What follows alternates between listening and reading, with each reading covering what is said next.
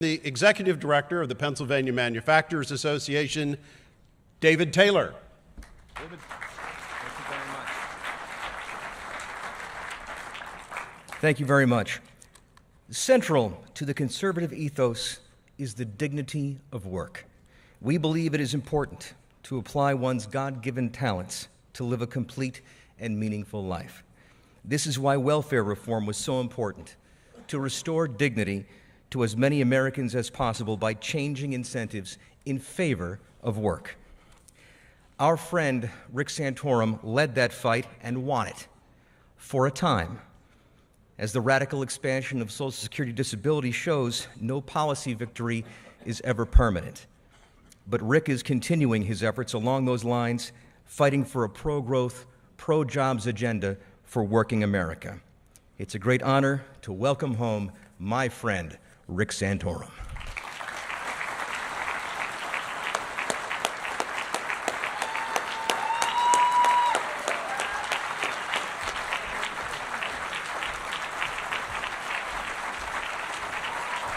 Thank you. Thank you. Thank you very much, Mr. Taylor. It's great to be back here at PLC, and it's so great to see this room full with enthusiastic folks. Good to see you, Mr. Anton, and all of my friends here in Pennsylvania. It is great to be here, and it's great to be here at a time that is as critical as any time I think we've seen in our nation's history. We look around America and we just sort of scratch our head and see what's going on, obviously around the world, and what's happening in Central Europe, and what's happening in Southeast Asia and the Middle East, Central Asia and the Middle East. And now we look at what's happening here in this country with Obamacare and the deficits and the cultural unrest that we have in our country. And we think America is changing. I would make the argument America has changed. Why is it changing? I think the answer is pretty simple. If you look at the numbers, 40%, between 35 and 40% of the people in this country self-identify themselves as conservative. This has been the case for the past 30 or 40 years. Look on the other side. Between 15 and 20% of the people in this country self-identify themselves as liberal. So roughly, there are twice as many people who see themselves as conservative and identify with conservative principles than identify with the other side. But we're losing ground. Why is that happening? Well, let's start in a couple of places. Let's look first at politics. If you look at what the Republican establishment would have us believe, in order for us to win elections, we have to become more like the 20%. That's how we win. We move to the 20% instead of nominating candidates who stand with the 40+% of Americans. That's why we lose. They're unafraid to stand and fight. They go out and try to shape the American public, and they're doing it. They're doing it politically. Barack Obama didn't run a race the last time around to the middle. He ran hardcore. He ran hardcore. He stood for all the things that the Democratic platform stood by. But we have now sequentially nominated candidates who apologize for much of the Republican platform and refuse to go on the offensive as to why it's the right course for our country, and then we wonder why we lose. Ladies and gentlemen, your group is important. The conservative movement is important in this state. It's important across this country. But one of the reasons we are not winning is because we are not doing our job.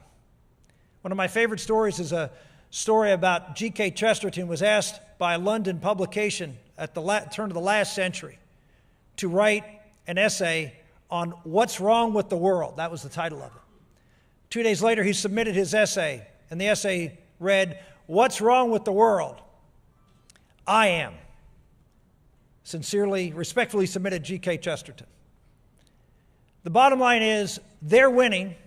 They're moving the political landscape because they want it more than we do. They're willing to fight harder than we are. They're working every day in the courts, in businesses, in organizations, in school boards, in unions, everywhere. They are working hard because they want to, in the president's words, transform America. And they're winning because so many of that 40% just assume everything's going to get better. Things are going to swing back. Everything's going to change. That, ladies and gentlemen, is a lie we can no longer afford to tell ourselves. So what's the answer? Well, politically, obviously it's a political group, so let's talk about that. Let's look at what the Republican Party has been out there talking about and saying this is our chance to win. Look, I want to win. I've won and I've lost. I like winning more. And when I ran for president, not the most logical thing to do after you lose a race in Pennsylvania by an historic margin. But 4 years later, I decided after that loss to run for president of the United States. I can tell you there weren't a whole lot of people encouraging me to run. In fact, the only person I can really think about was my 13-year-old daughter, Sarah Maria. Now, I have 6 other children, by the way. But she encouraged me to run. 3 months after I announced, she recanted. And so it wasn't like a whole throng of people out there saying, Santorum, you should run. But I felt that I needed to go out there and communicate a message. And contrary to what you heard, maybe here in Pennsylvania, the message, yes, was on being a strong, principled conservative. But I talked about issues that related to average Americans. You see, I think the problem of the Republican Party is if you think of our message is cut taxes for high-income individuals, cut benefits for low-income individuals, and balance the budget. Now, I'm not necessarily opposed to those principles, but it's a lousy message because you're leaving out a whole bunch of people in the middle who, when you talk, say, what about me? Where do I come into any of this? Well, that's what our campaign was about. We went out there and talked about messages that those of us who were in the middle of America could relate to. We painted a picture that after painting that picture, you could look at that picture and say, oh yeah, there I am in that picture. See, that's the problem with our movement is that we are so stuck on policies, we forget to talk about people. The bottom line is, there was the most key statistic in the last presidential election on the exit polls, was that 22 or 23% of the people in this country voted for president, and the most important issue to them was, does he care about people like me? And on that question, Mitt Romney lost 81-19. Why? Because we didn't talk about people like them. So how do we change that? Well, we have to recognize that there are a lot of people out there who are not like us. We end up, as Republicans, talking to job creators all the time. That's our message. It's job creation, small businesses. All those are good things. But most of Americans are not job creators. Most Americans are not small business people or corporate CEOs. They're job holders. I'll give you an example. During the convention, I spoke on Tuesday night at the National Convention. And at that event, I walked into the hall before the convention. I saw all these placards on the seats. And there were signs that said, "We built that." Now, you may remember during the campaign, President Obama talked about how he had made this huge gaffe and said, wow, you didn't build that. And this became a central theme for the Romney campaign. And so that night, they were going to make that the theme of the convention. I went backstage, and I got a chance to meet all of these people who were going to come up and talk. They were a wonderful array of small and medium and large business people. And one after another, they went out there and talked about how they had built their business. But how about the idea of two people walking out on stage? One of them, a server at a restaurant, who would start out and describe their job and how they were thankful for the job they have because of the sacrifice that someone who had built this company. And talk about the person who had built this company and how thankful they were for the sacrifice, the time and effort that she had put into building this restaurant. And then for the restaurateur to walk over and put her arm around the server and say, I want to thank him for the great work because I wouldn't be a successful company without having this great worker at my side. That's unity. You see, the other side divides. The other side pits the worker versus the business person, and they choose the worker. But we seem to pit the business person versus the worker, and that's not a very good vote analysis. It also isn't true. It also isn't who we are. Aren't we a party that wants not just people who work 16 hours a day, 7 days a week to grab the brass ring, but don't we want to be the party that says to the guy or gal who works 9 to 5 and goes home, takes care of their children, and works at the library or volunteers at school or runs the local Girls Club troop or coaches the Little League baseball, works at church? Aren't those people part of our coalition? Aren't those people valuable to us as Americans?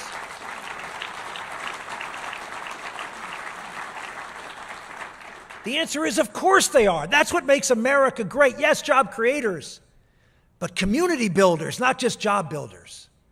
Family builders, not just business builders. That's what I went out and talked to folks about. I talked about the importance of manufacturing, talking about the 70% of people in this country who aren't going to graduate from college. That's right, 70% of Americans do not have a college degree.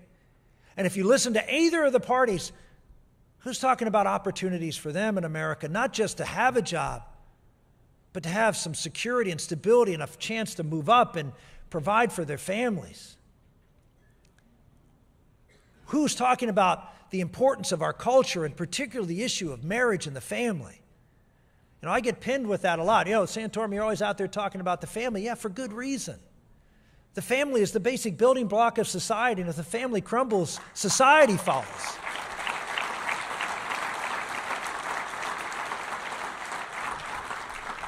There were a whole bunch of studies. I don't know if you saw this or not. The Obama administration is really big on income inequality right now. They're trying to make this election about it. They've had some inconvenience things come out in the last few months that show that this argument is a little bit of a ruse. But what these studies have shown, and they're out of Harvard and Berkeley and places like that, not exactly conservative bastions. And what they've shown is that the number one determiner of economic status in America, the most influential thing, is whether you're married or not. Whether you're married and in a stable relationship or not. Families matter. If you look at the word economy, it comes from oikos, the Greek word for home. The first economy is the home. We as Republicans shouldn't be ashamed to go out, and conservatives, and talk about the importance of marriage. I'm not talking about redefining marriage. I'm talking about reclaiming marriage, of a man and a woman raising children in our home, which is a good and healthy thing for society and for our economy. We need to reclaim that. We need to promote it. If you think about what we do, there's a lot of talk recently about Obamacare and its disincentive to work. True. Because of all of these subsidies, that if you end up working more, you lose your subsidy and it costs you more money. And that was a big eye-opener for folks. Oh, wow, this is really terrible. It's discouraging work. Well, let's look at all the other welfare programs that are out there. Every single one of them discourages people to work. The more money you make, the less you get. But they do something else. They also discourage you from forming a family. I was in Wisconsin, and a good friend of mine, a state senator, Glenn Grothman, wrote up a long study and showed that if you're a single mother in Wisconsin, I suspect it's similar here in Pennsylvania. If you're a single mother in Wisconsin earning $15,000 a year and you have 2 children, you are eligible in the state of Wisconsin for $38,000 in welfare benefits. If you were to marry, you'd lose them all. Your husband would have to make $50,000 a year just to break even. The government is discouraging marriage. The government has discouraged family formation, fathers taking responsibility for their children that they have out of wedlock. Why? Because if you get married, it costs money. These are all well-meaning things, but they're destructive. They're destructive for families, for fathers, for mothers, and for children. And we need to talk about these things. You know why? Because there are millions of Americans who see the reality of this in their life, and no one mentions it. No one is trying to help them. No one is talking about them. I'm not saying at all that we abandon any one of our principles. In fact, I think we need to embrace them fully and be unafraid to go out there and articulate them boldly. But that means all of the things we believe in. We have become a party trying to fly on one wing, all on economics, and we're flying spiraling down. It doesn't work because America isn't just an economic engine and people aren't just economic beings. We need to talk about all of the issues that are important and talk it with a positive, uplifting message that is inclusive of the very people that we say we care about. Ladies and gentlemen, this is an opportunity for us. It's an opportunity because the president and his policies have been proven to be what we knew they would be, failures. Liberalism doesn't work. It hasn't worked anywhere in the world. It's not going to work here. But we must have a vision and alternative. So when we go into Pennsylvania and we ask for folks who are not small business people to support us, we have to have a message that says we care about you and we're talking about you. This is a great opportunity for us to paint a positive vision, to talk about moral and cultural issues, not in the divisive sense that they've been talked about before, but in a uniting sense. I had the opportunity to do that during the campaign, even on the issue of life. It came up in a very odd way, but in a way it was so reassuring to me. It was during the campaign, you may recall, I had to go home. I was home for a very short period of time during the Florida primary. And I went home because I had to release my taxes. Mitt Romney had just released his taxes. Not that anybody necessarily wanted to see my taxes. I wasn't the big money maker that people were concerned about, but I hadn't released mine, and so the press was asking me, so I thought, okay, unlike everybody else, I don't have an accountant. I do my own taxes on TurboTax. I figured if you're going to pass laws on taxes, you should have to do your taxes.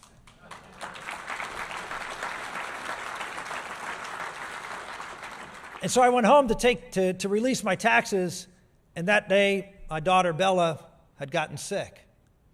And that night, she got very, very ill overnight. We couldn't keep her oxygen levels up. She wasn't breathing. She was dying. And so we had to rush her to the hospital. Now, I had just lost the South Carolina primary. I had lost New Hampshire. Yes, I had won Iowa, but it was 2 weeks afterwards that they announced I had won, and so people really didn't even know I won that. And here I was in Florida, trailing in third place. And so, of course, I was going to the hospital and stay with my daughter. I wasn't going to go back to Florida anywhere else. And so, but we had to make an announcement of what to do. And I said, well, we're going to suspend the campaign. And they said, well, you just can't suspend the campaign. Everybody think you drop it out. We didn't want to mention Bella because we had seen what the press had done to Sarah Palin and her son Trig. And we didn't want Bella to be the point of the nasty left. But we felt we had to say something. And plus, we were worried. And we wanted people to pray for her.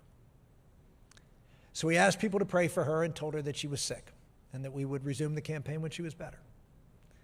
We went to the hospital and they took an x-ray, and her x-rays showed that both of her lungs were filled with fluid. She had pneumonia. Last time she had pneumonia, she had to be put on a ventilator for 5 weeks. She almost died many times. And so we sat around the hotel bedside after a blurring months of being on the campaign trail.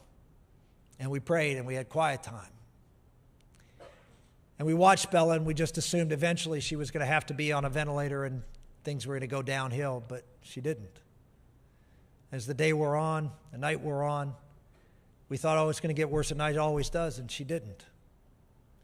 Later in the night, as we were up all night with her, she was actually felt like she was getting better. The next morning they did an x-ray and her lungs were perfectly clear.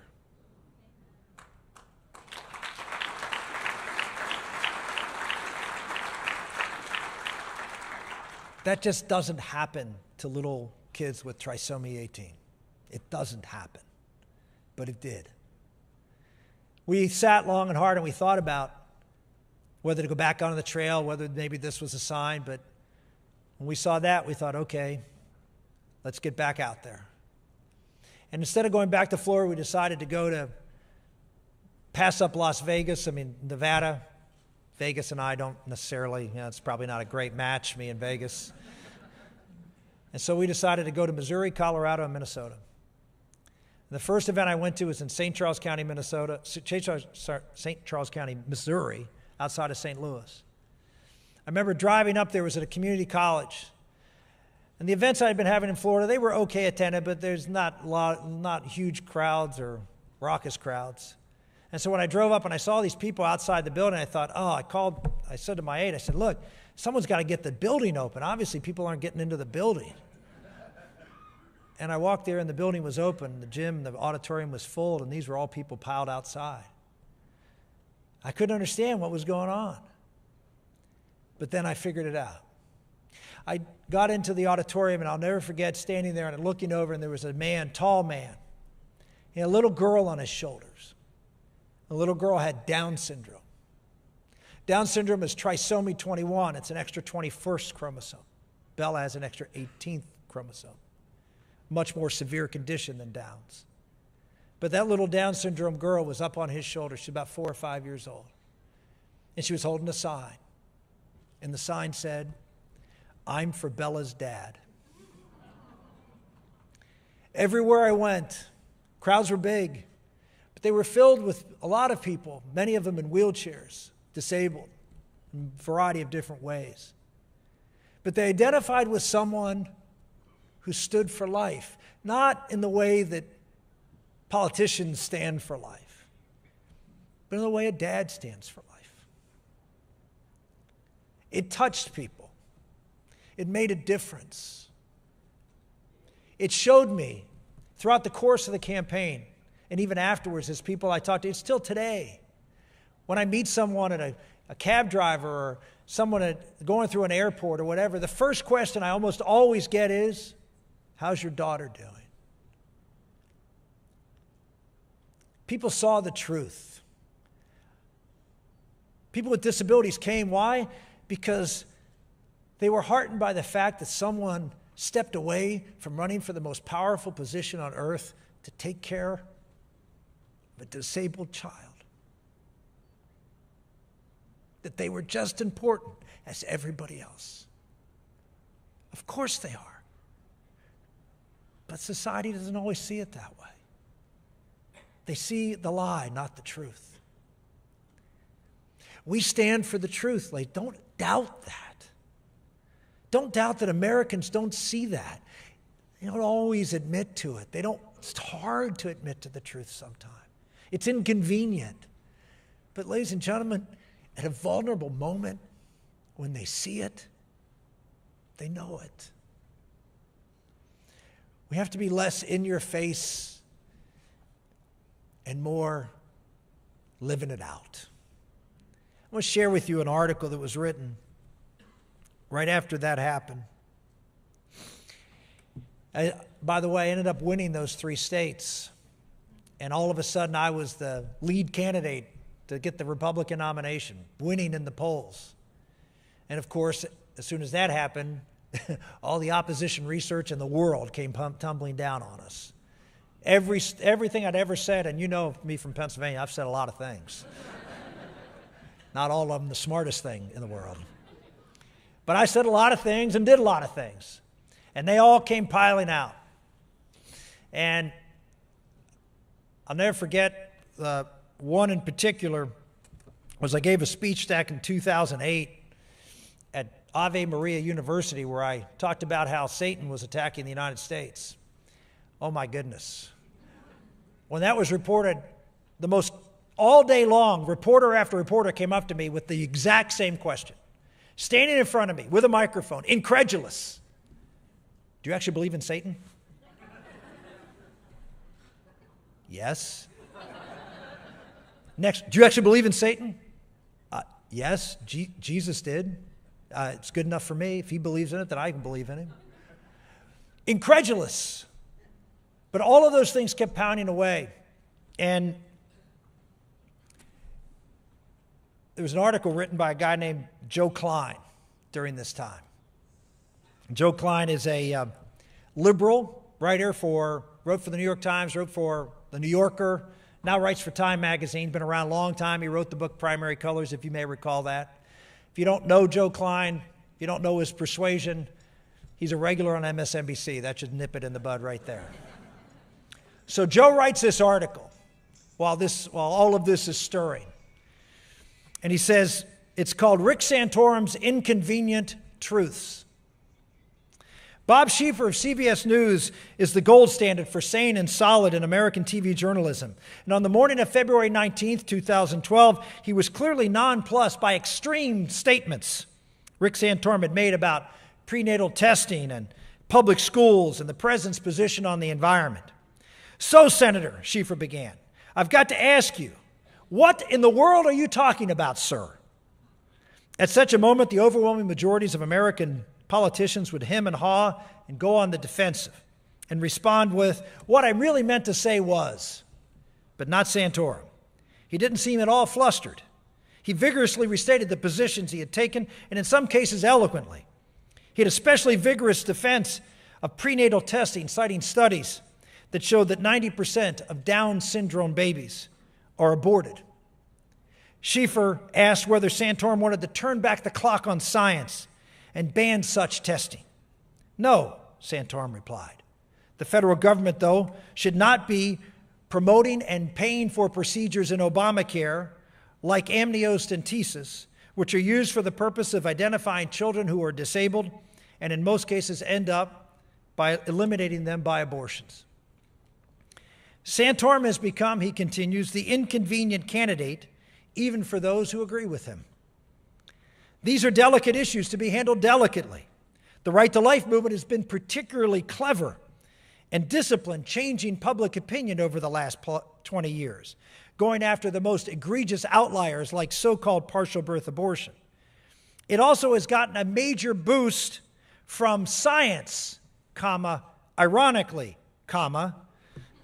as sonograms have made it impossible to deny that from a very early stage, that thing in the womb is a human life.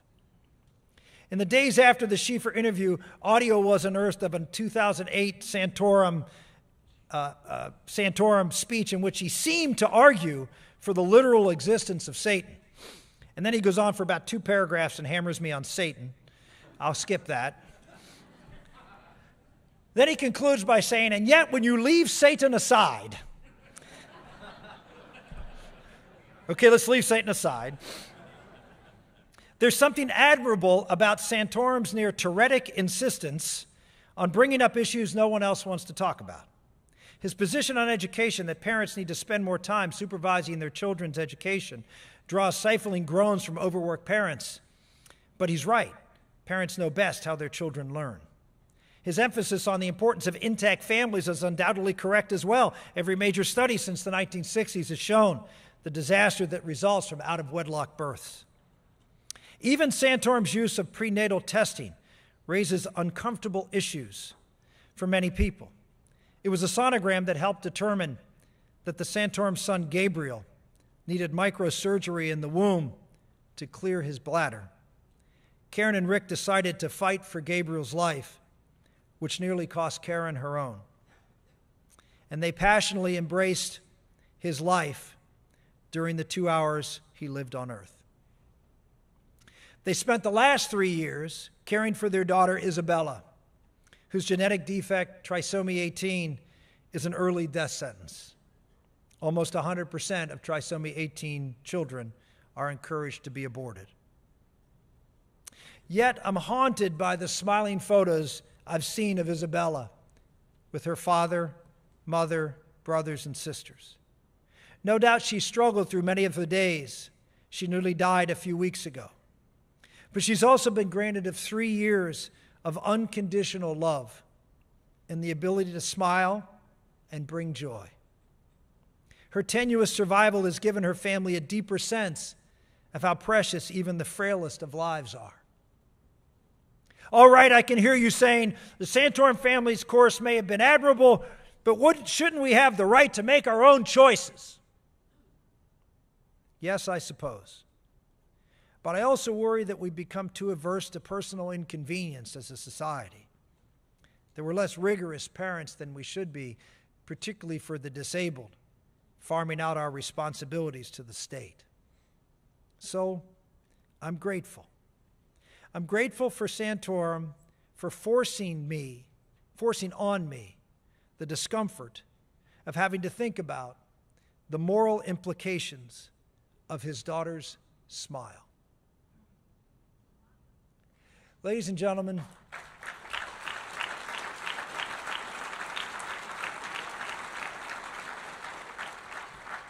I'm here to encourage you. Don't doubt that we hold the truth.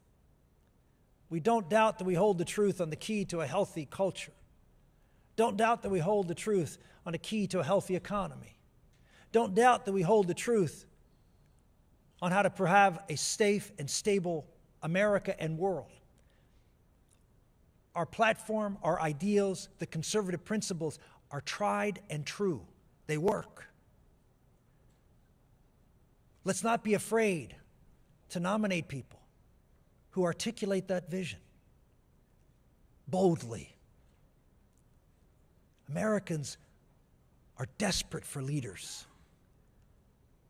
We feel like we're being buffeted around. We have a president who's clueless. They want someone out there who believes what they say and has a vision for this country that is inclusive of them, all of us. People ask me all the time, Rick, what can I do? And the answer is very simple. Something. Do something. Whether it's in politics, in your family, at your school, at your church. Frankly, it should be everyone. In your business, every place. You know why? Because they do. They fight. They fight every day. And we don't. Oh, there may be some of you out here who do, thanks be to God, there are. But as a movement, we do not. That's why your businesses has policies that you don't agree with, and you just put up with it. That's why your school has textbooks that you don't agree with, and you just put up with it. That's why your church and your pastor doesn't preach the gospel, and you just put up with it. They don't put up with it. How did America become America? Because we had the strongest, most powerful army in the world, the best navy, and that's how we beat the British? No. We won because we wanted it more than they did. And we were willing to sacrifice whatever it took. We will lose our freedom the same way the British lost this country because we simply didn't want it enough to fight for it. I know I'm speaking to the choir. You're here because you care. But if America is going to be that shining city on the hill again, each and every one of us, in every aspect of our lives, has to do something, and do it now. And if we do, we got the numbers on our side, folks. America can and will be great again. God bless you.